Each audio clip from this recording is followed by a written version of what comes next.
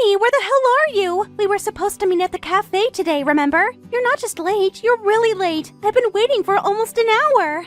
Mia, I'm so sorry. I was just about to head out the door when I suddenly went into labor. I'm at the hospital right now. Wait, what? Are you serious? But your due date isn't for another 2 weeks. Yeah, I know, but it looks like the baby had other plans. They admitted me right away, and I'll probably be giving birth tomorrow. Things have calmed down for now, but I'm staying overnight just in case. You've got to be kidding me. I'm really sorry. Everything happened so fast, and I couldn't even get a message to you until now. I hate to cancel like this, especially since I was looking forward to seeing you.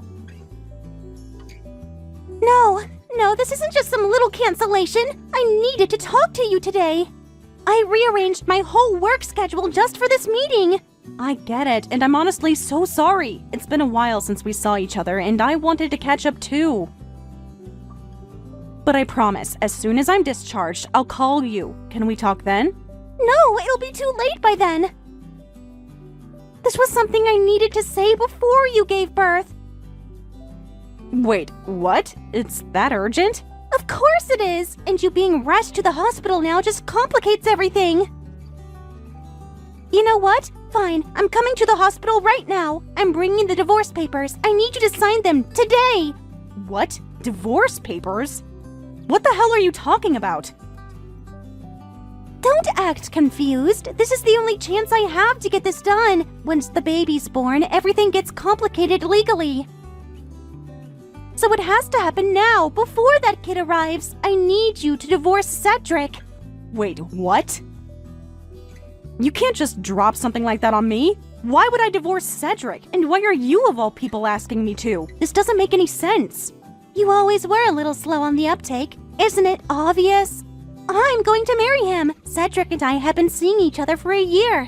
What did you just say? Yeah, a full year. He said ever since you got pregnant, you've been distant, cold. He was lonely, heartbroken. So I stepped in. I gave him what you wouldn't. No, this is a joke. This has to be a joke, right? You're telling me you've been sleeping with my husband while I'm pregnant? At first, it was just physical, a short-term distraction, something harmless. But over time, it became real.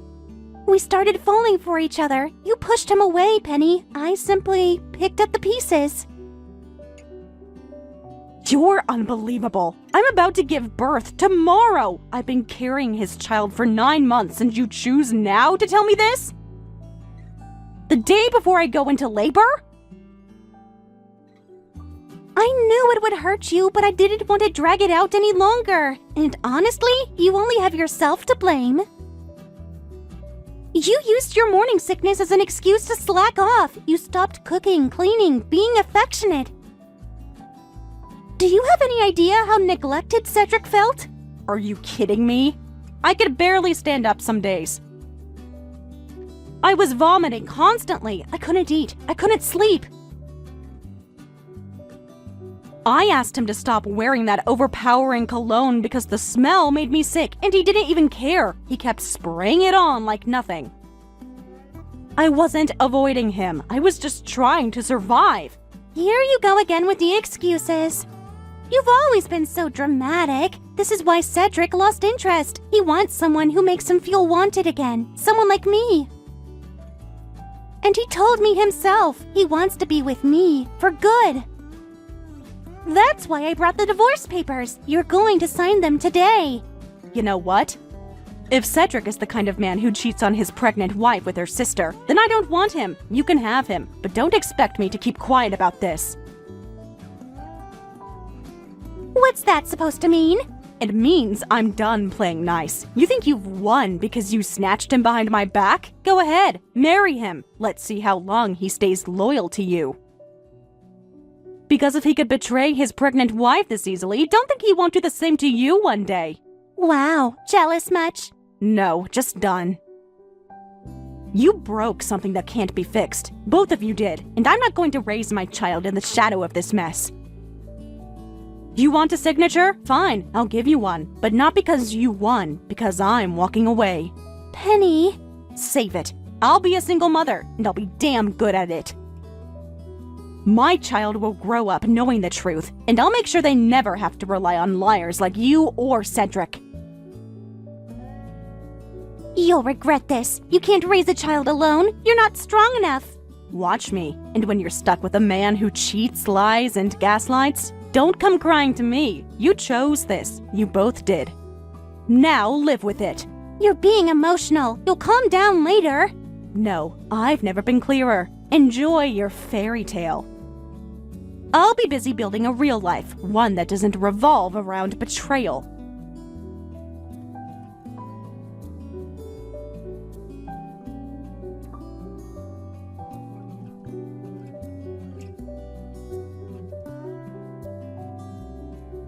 Hey, Penny! It's been a while. How you been holding up? I bet the kid's grown a lot by now, huh? What is this all of a sudden? I don't have anything to say to a man who divorced me the day before I gave birth.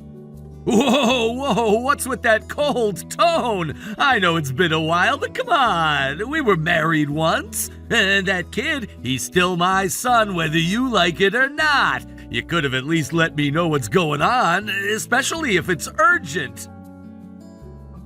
If you want to play the dad card, how about starting by paying your child support?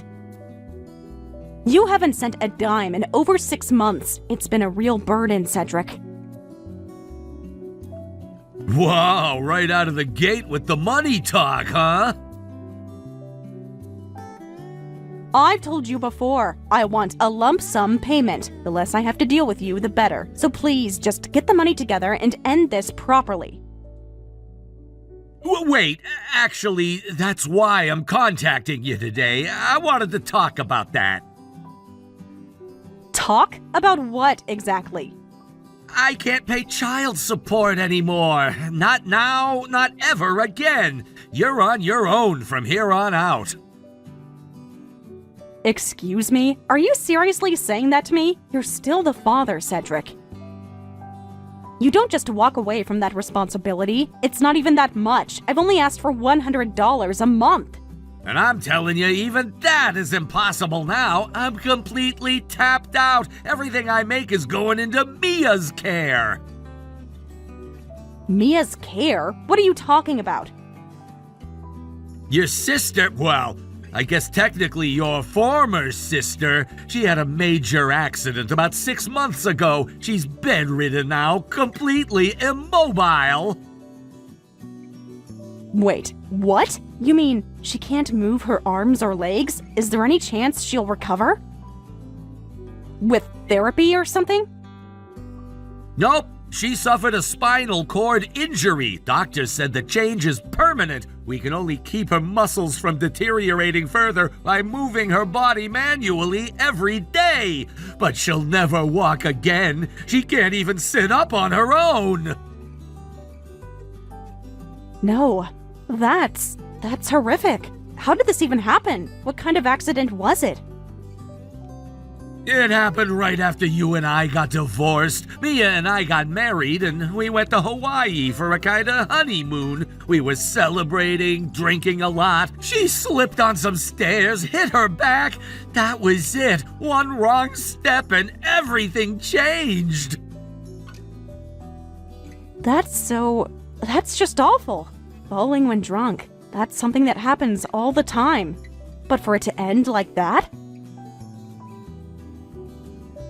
Yeah, no one saw it coming. The guilt is eating me alive, Penny. She's trapped in her body, but her mind is still sharp. And she lashes out constantly. She complains nonstop about the way I care for her. I'm working full-time and coming home to this every day. It's killing me, mentally and physically. That sounds like an absolute nightmare. Mia must still be trying to come to terms with it all. It's probably easier for her to take it out on you than face the fear and frustration head on. Anyone would feel terrified if their body just stopped working one day. Penny, how are you still this kind? Even after everything we did to you, even after Mia stole your husband, you still try to understand her feelings? You really are incredible. You know what? I knew reaching out to you was the right call. If anyone could help me through this, it's you. Hold on, are you seriously about to ask me to help take care of Mia? Of course! Come on, you're a kind, reliable woman. I know you'd never abandon someone in need, especially your own sister. Are you out of your mind? I feel for what she's going through, but that doesn't mean I'm getting involved. Her condition has nothing to do with me anymore. And no, I'm not helping. Don't ever contact me about this again. What?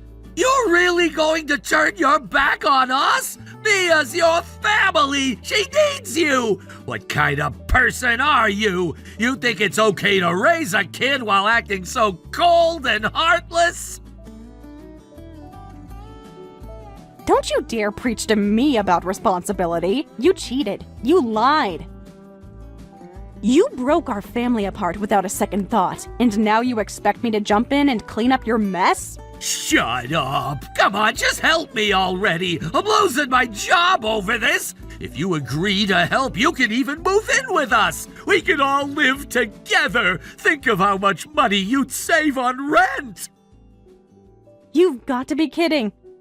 You're a single mom now, right? Must be hard on your own. Kid expenses, food, rent. But if you help out with Mia, you can stay here rent-free. It's a win-win. Wow, you seriously think saving a bit of rent is worth becoming a full-time caregiver? 365 days a year, cleaning, feeding, bathing. I'd rather just get a second job and pay rent than live like that. But think of the child! This kind of environment would be so educational! Being around someone with disabilities from a young age would teach compassion, empathy. Our kid could grow up to be a gentle, thoughtful caregiver! Hold on, are you seriously thinking of making our child help care for Mia? Why not? Mia is technically still their aunt. Family helps family, regardless of age. Besides, I've already done more than my share. Now it's your turn to deal with your sister. Yeah, about that. I'm an only child. Huh? Mia? She's not my sister. Not anymore. Actually, she never really was. She was adopted. We ended the adoption after everything she did. Wait, what are you saying? Mia's adopted? Since when? And you canceled the adoption? Mia was originally my cousin. Her parents died in an accident when she was still a baby. My parents took her in because they couldn't have kids back then. They raised her as their own. Then, a few years later, I was born. Holy crap! We grew up like sisters, sure. My parents never treated her any differently. But after she slept with you, my husband, and then married you, they were done. They said if you're going to marry your sister's husband, we're dissolving the adoption. They really did that? Yep, and Mia didn't even hesitate. She chose you over them. Said something like, "I'll always be grateful, but I'd rather marry the man I love." So, she really has no legal ties to you anymore? That's right. I'm an only child. Mia isn't my sister. She's just some woman who betrayed me and destroyed my family. I don't owe her a damn thing, so stop trying to guilt-trip me into caregiving. You two made your bed, now lie in it. No way! No one ever told me any of this! I thought you were just being bitter! But she's really not your family anymore? Then who do I even turn to now? That's your problem, not mine. And if Mia can still talk, then maybe you two should talk. You're husband and wife now. Figure it out together, just like you chose to.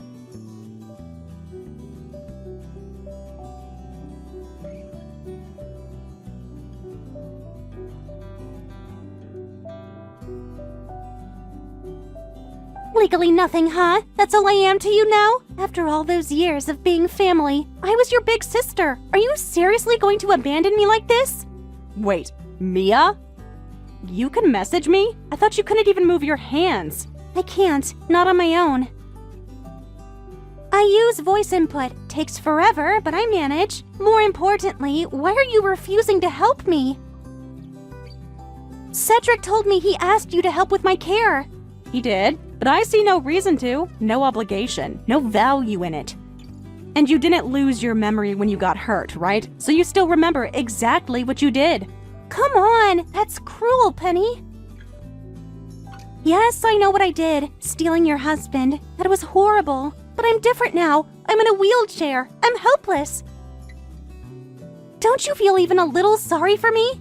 I feel sorry for what happened, sure. No one deserves to live like that. But do I care? Not really. Because I've lived through hell too, Mia. You wrecked my marriage. You shattered my family. And now I'm a single mother trying to survive. You think you're the only one who had their life fall apart? Then can you at least talk to Mom and Dad? I'm too scared to contact them myself. But maybe, if they hear what happened, they'll want to help. You're still living with them, right? Yeah, I moved back in with them once I realized how tough this was going to be. And guess what? I already told them everything. Your accident, your condition, your need for support. And? What did they say? They said, word for word, we have no intention of helping her. What? No, they wouldn't say that. Not Mom and Dad. They raised me like their own.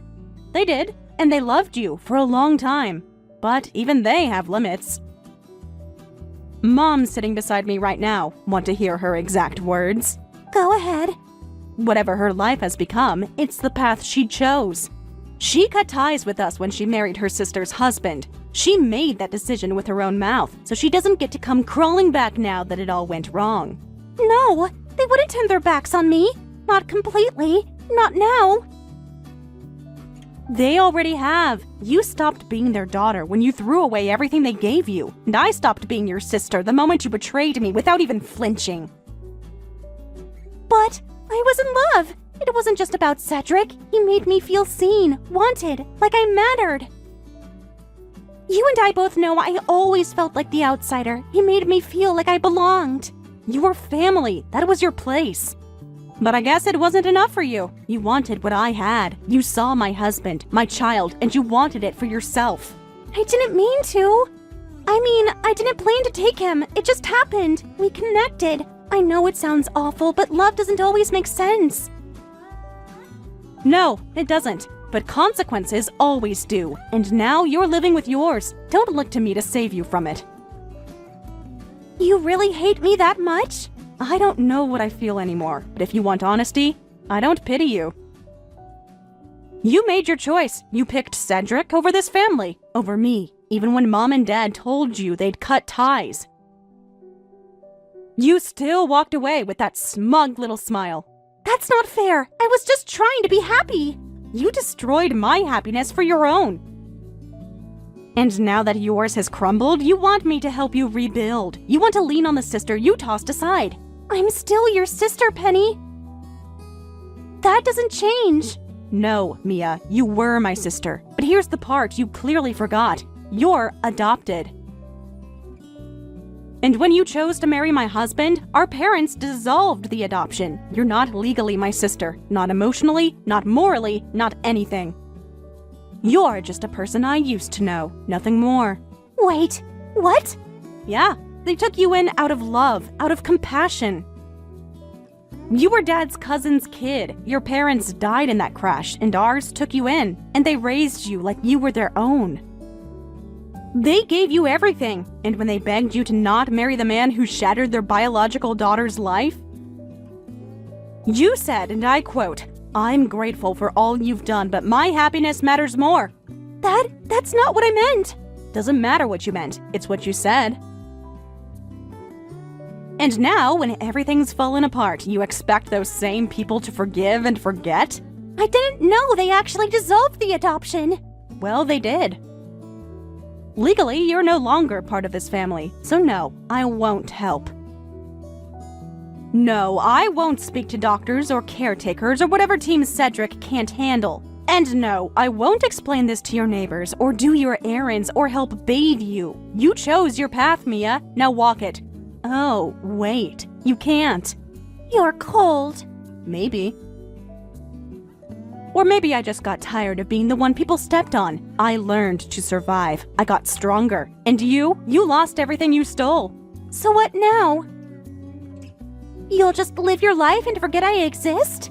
That's the plan. I've got a kid to raise, a future to build.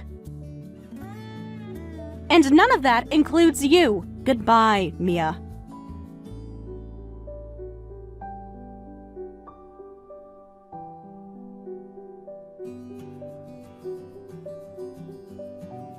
Please, Penny, I'm begging you. I can't do this anymore. I'm at my limit. I can't work overtime because of all the caregiving. They just removed me from the main project. Do you get what that means for my career? And Mia keeps calling me during work hours, demanding I come home and take her to the toilet. Every day is exhausting. I'm drowning. Then maybe you should start using some welfare services. If you keep trying to do everything by yourself, you're going to collapse. You think I haven't looked into that? I want to use them, of course I do, but they aren't free, and the more I rely on them, the more they cost. If you helped out, all of this would be fixed. That's not my problem. I've got my own job and my own life. I don't have the time to be someone else's full-time caregiver, especially not for Mia.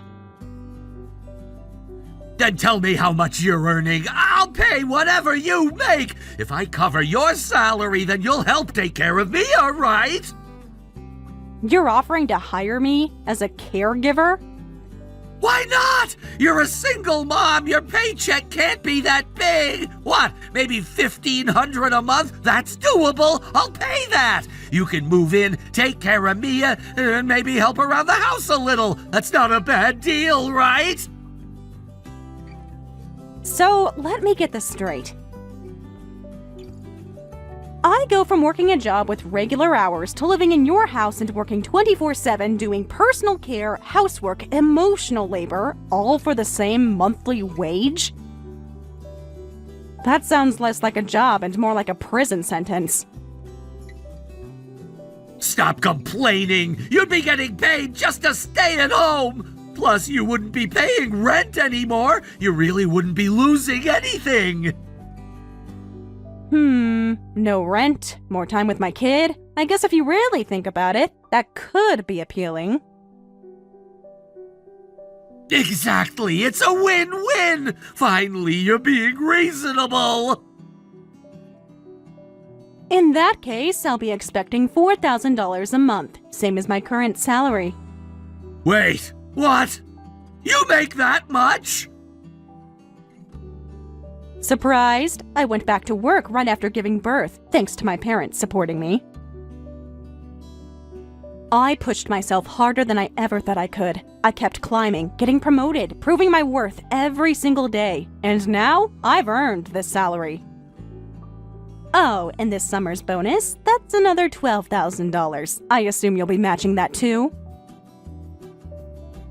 Are you kidding me? There's no way I can pay you that much. Do you think I'm made of money?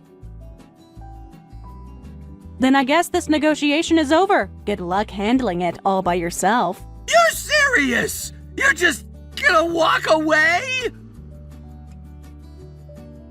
You walked away first, Cedric. You made your choice when you left me for my sister. You threw away our marriage, our family, and now you're mad that I'm not offering to rescue the wreckage you made? I didn't know things would turn out like this. None of us did, but here we are. You thought chasing your desires would lead to happiness, and now it's led you here. Stuck with a partner who can't move, a career slipping through your fingers, and no support. And suddenly you want me, the woman you betrayed, to fix it for you? No. I'm not asking for much, just help. You're still family. You stopped being my family when you made Mia your wife. You and she both burned that bridge. And now that your house is on fire, you want me to come running with a bucket of water? Not happening. God, I can't believe this! You're really just gonna let me fall apart like this? I didn't cause this mess. You did. And speaking of which, you still haven't paid child support this month. You're gonna bring that up now? Damn right I am. It's 3 months behind, and if it doesn't come in soon, I'll be calling your company. They can garnish your wages if necessary. Are you some kind of demon? I'm already going through hell, and now you're making it worse? I'm not a demon. I'm a mother. And I'll do anything to protect my child, even if that means dragging you through court. You've really changed. You mean I stopped being a doormat? Yeah, I had to. Life forced me to grow a spine, and I'm not apologizing for it. You made your decisions. You chose Mia. You chose betrayal. And now, you can choose to be a man and deal with the consequences. Or you can keep crying and hope someone else fixes it. But either way, it won't be me. So that's it? You're not even gonna think about helping? I did think about it, and I thought, hell no. You're not worth sacrificing my career, my child's peace, and my dignity. Not again. Never again.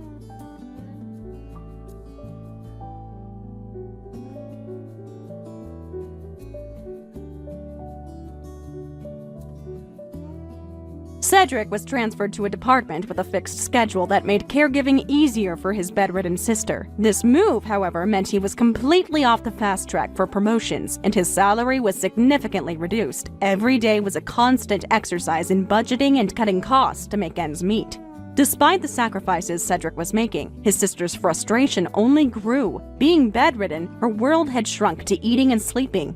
And she took no small amount of anger out on Cedric. She would lash out with harsh words, screaming that her only joy was food and demanding to be allowed to eat whatever she wanted, as much as she wanted. She insisted that Cedric worked to make her happy and accused him bitterly for the restrictions on her meals. Cedric, who had been patient for a long time, finally snapped. Tensions between them escalated. When his sister's disability pension finally came through, Cedric seized the money entirely for himself. He justified this by thinking that since he was the one providing so much care and support, it was only fair that he controlled the funds. He would say things like, "I'm the one putting in all this effort, so it's only right that I take it." Or mockingly remark, "All you really need is your meals, right?" As a result, almost all of his sister's pension was spent by Cedric, leaving her with very little control or freedom. The atmosphere at home was tense, with resentment and frustration growing on both sides. Cedric's sacrifices were real, but the emotional cost was heavy, and the situation had become a strained balancing act between caregiving duties and personal frustrations. Despite the toxic atmosphere, Cedric continued with his daily routine. Wake up early, prepare his sister's meals, work a job that barely covered their modest expenses, and return home to more demands and complaints. The once dutiful brother was now burnt out and emotionally drained. He rarely smiled anymore, and his eyes always looked tired. Friends had stopped reaching out long ago, tired of being turned down for every invitation. Cedric's world had shrunk just as much as his sister's, though in a different way. His prison was not his body, but his responsibilities. He began to avoid coming home right after work, lingering at convenience stores or sitting in empty parking lots just to delay the inevitable verbal onslaught. Sometimes he would walk for hours with no destination, just needing a break from being screamed at for buying cheaper brands or not seasoning her food just right. Even when he tried to give her small indulgences, a sweet pastry, a favorite dish, she'd either complain about the portion or say it didn't taste like it used to. The emotional toll grew heavier with each passing week. Deep down, Cedric resented what his life had become, yet guilt kept him from walking away.